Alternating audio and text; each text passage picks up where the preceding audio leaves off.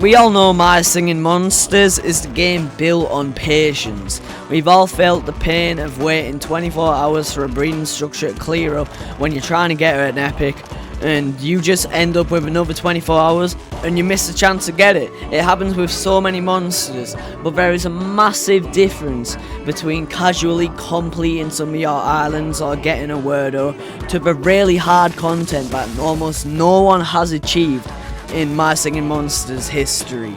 Today we are counting down the top 10 absolute hardest, most resource draining and psychologically painful achievements in My Singing Monsters history. If you have even done one thing on this list, your count is great.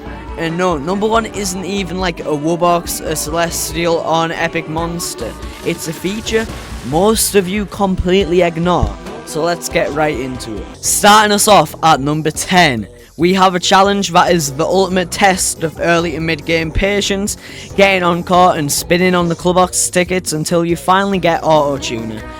Now it sounds easy, but doing this completely free to play, relying purely on base breeding times, hatching and baking times while panic spending diamonds on timers is an absolute battle. You only have 16 days to do it, and the RNG gods love to give you that 200 times 1 hype every time you roll. It's so annoying, it happens to me so much. I didn't even complete the wave format the first time. I got it the second time, and it's a grind that separates like the casual daily players to the people who actually like the game. At number 9, we are turning up the levels for RNG with the rare dream mythicals. To understand why this is a nightmare, you get it, nightmare, dreams, I think this is how it works at least, but you have to roll a dream mythical while breeding, which, you know, is already hard enough, and on top of that you have to roll a rare again. And finally, you have to cross your fingers, light your torches, and pray that the tiny breeding window hits the rare variant instead of the base mythical or catalyst. It is a multi-step like chance where a single fail takes like a day, and they are rarely ever available in the first place. Number 8 is less about luck and more about like torment. It's the Gold Island Epic Wubbox. Boxing an Epic Wubbox on the Standard Island is already a major achievement, but doing it on Gold Island, that requires you to permanently sacrifice 30 different level 15 epic variants of the original natural monsters from your natural islands. Think about the sheer amount of time, luck and wishing torches it took you to get just one of those epics, especially if you have bad luck. Now imagine dragging all 30 of them into a box, knowing you have to press activate and watch them all vanish away from your islands forever. It is a massive hurdle that many players refuse to do because they don't want to lose all the epics. I haven't even done it yet. The same thing comes under Epic Ethereal Wubbox. The ethereal epics are so hard to get that people don't really do without wildcards. The reason why this is number 8 on the list, getting a gold epic Wubbox or ethereal Wubbox, is because you can finish it with wildcards pretty easily ever since of the addition of minor Paironormal can. Coming in at number 7 is an achievement that less than 1% of the entire global player base will ever see. I don't know about that, don't like fact check that. Reaching level 100, most casual players will cruise through like the 10s and 50s, get a bit stuck in either 30s or 50s, and think the level curse is linear. It's not.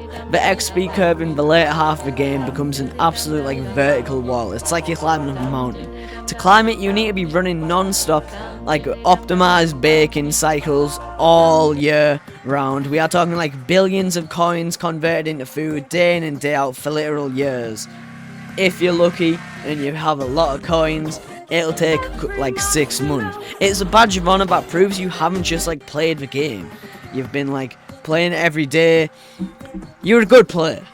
It is pretty easy to do if you are patient and have good coin farms, but it does take so long to do, so that's why it's a number 7 on the list. At number 6, we have the rare Wubbox on Wublin Island. Wublin Island is notorious for how hard it is to wake up monsters in their rare and epic forms, but trying to secure a rare Wubbox takes that stress to a whole new level, because you are dealing with rare variants. You have to wait for them rares to be available, and then you have to breed them, and then you have to zap them. They don't rerun the rare promotions for these monsters, so you have to wait for the rares to be available at different times. Like, you are entirely at the mercy of like active game events and limited availability windows, managing your main island structures to feed eggs to your wubblins, and then you miss like an egg and you have to wait so much more months for that rare to come back available to zap it again, and then you have to box up 10 of them in the rare Wubbox.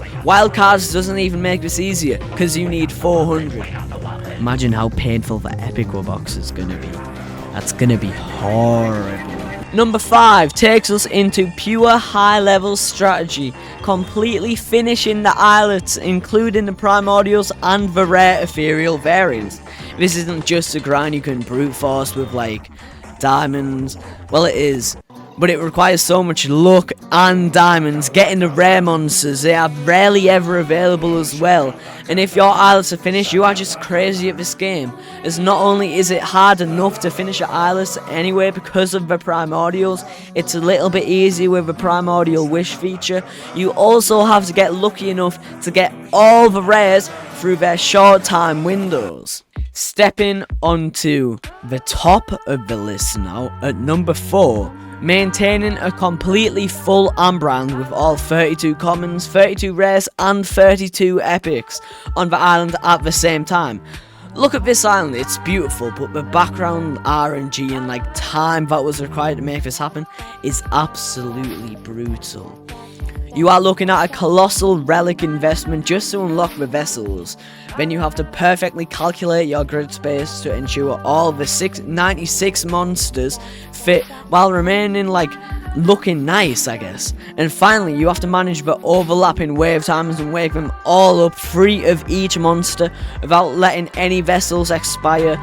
It's like the ultimate testament to account like how good you are at the game to wake these monsters up. And then you have to use the crucible, which is like the worst thing on earth, to evolve them from rares to epics, and it's so hard to get epics, and it's such a tedious process. But now, before we reveal the top 3 absolute hardest things to do in the entire game, let's look at some of the honourable mentions that just missed the list. Getting an epic ethereal double element.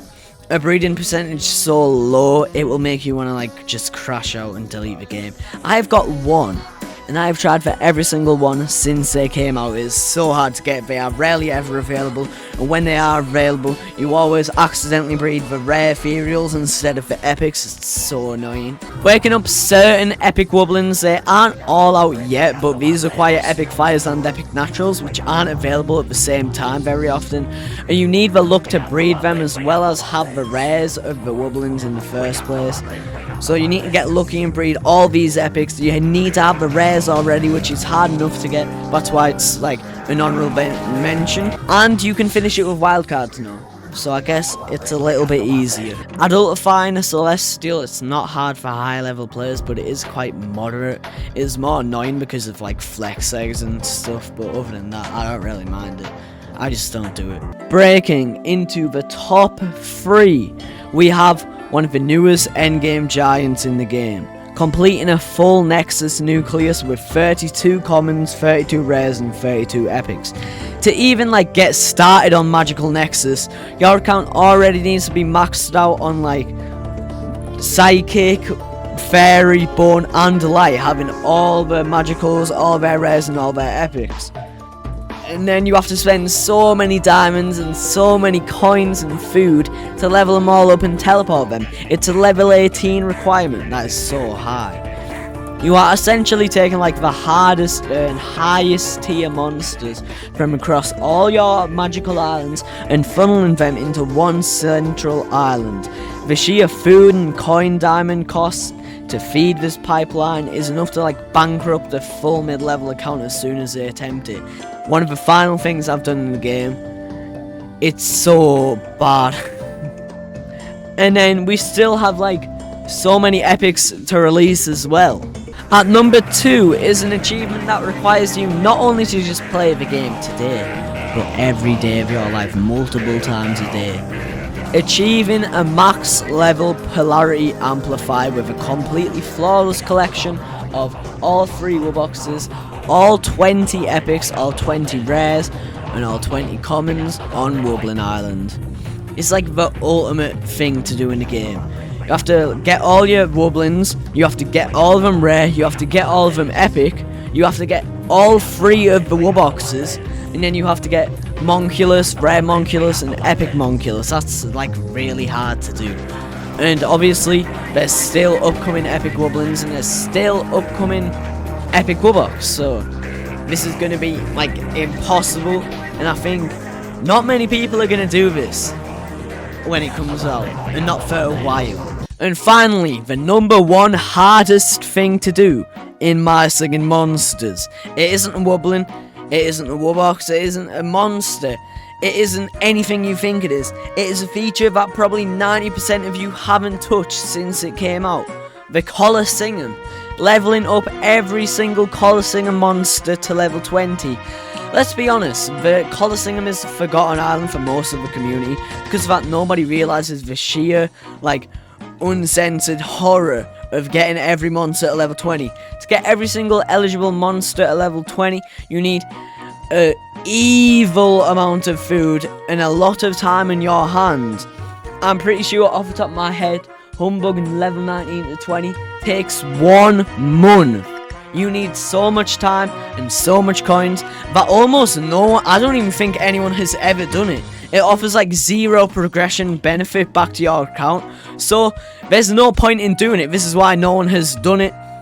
This is the final thing in the list. If you have done it, drop your friend code in the comments, because I don't believe you. Like and subscribe if you enjoyed the video. What do you think the hardest things to do in My Singing Monsters are? Comment down below, and I will see you all on Wednesday. We got the Wubbox, we got the Wubbox. We got the Wubbox, we got the Wubbox.